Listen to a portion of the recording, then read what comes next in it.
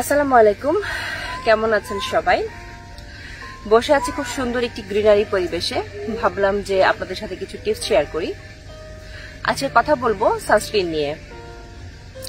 শীতকালে কিন্তু আমরা খুব সহজে সানস্ক্রিন ইউজ করতে চাই না, কারণ শীতকালে এমনিতেই আমরা শীতে কাবু হয়ে থাকি এবং রোদটাকে আমরা খুব সুন্দর উপভোগ করি।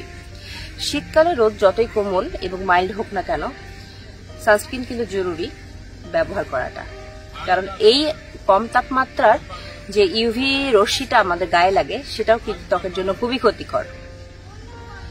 আমার কাছে অনেকে প্রশ্ন করে থাকেন যে এসপিএফ কতটুকু আমাদের জন্য উপকারী বা কতটুকু উপযোগী ব্যবহার করার জন্য।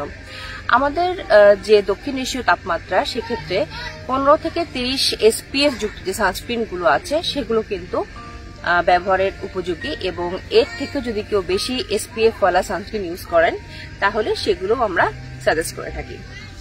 এছাড়া অনেকে আমাকে বলে থাকেন যে সানস্ক্রিন ইউজ করার পরে ত্বক সাদা হয়ে থাকে বা সানস্ক্রিন ইউজ করার পরে ত্বক ঘেমে যায়, সেক্ষেত্রে কি করণীয়। আমি যেটা সাজেশন দিয়ে থাকি, যাদের স্কিনটা খুব অয়েলি বেস তারা অ্যাকোয়া বেস সানস্ক্রিনটা ইউজ করবেন, বা পাউডারি যে সানস্ক্রিন গুলো আছে সেগুলো ইউজ করবেন। এবং যাদের ত্বকটা খুব ড্রাই তারা অয়েলি বেস সানস্ক্রিনটা ইউজ করবেন।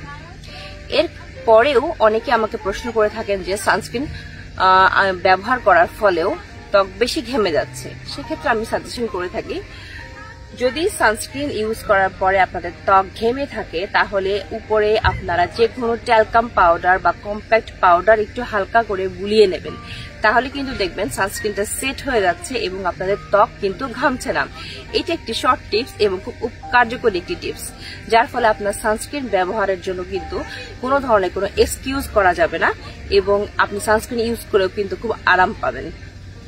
আর একটা কথা বলে নেই, অনেকে আমাকে প্রশ্ন করে থাকেন যে সানস্ক্রিন আমরা কতটুকু ইউজ করব।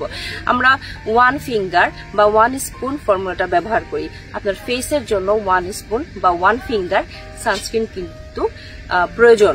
তো এই 1 ফিঙ্গার বা 1 স্পুন যদি 1 টিস্পুন যদি আমরা মনে রাখি, তাহলে কিন্তু সানস্ক্রিন আপনার ফেসের জন্য বা হাতের জন্য বা পায়ের জন্য কতটুকু ইউজ করবেন সেটা কিন্তু আপনি বুঝে ফেলবেন।